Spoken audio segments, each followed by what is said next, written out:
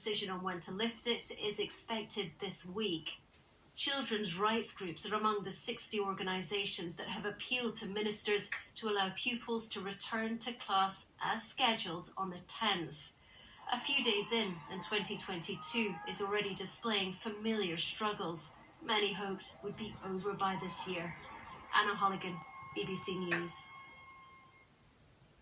Young people in India aged between 15 and 18 have now become eligible for the coronavirus vaccines.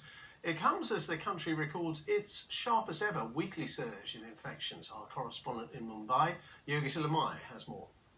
India is in the grips of another wave of COVID-19. Mumbai at the moment is the worst affected city, accounting for about a quarter of all new infections in this country.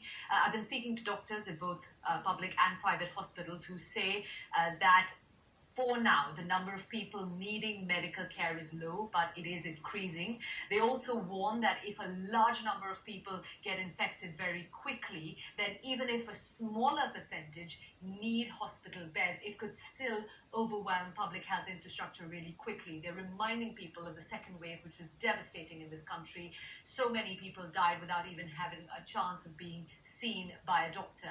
The other thing they're raising concern about is that booster jabs have not yet been rolled out for frontline healthcare workers, and many of them are falling sick, which could further affect capacity. The government has announced that these jabs will be rolled out from next week.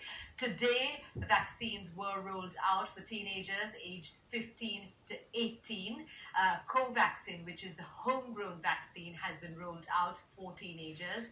The other thing that's happening in the country is mass campaign rallies for upcoming regional elections, where tens of thousands of people are gathering, many of them not wearing masks. Many political leaders also not wearing masks on stage. We've seen that, including the Prime Minister Narendra Modi. So doctors saying the government needs to get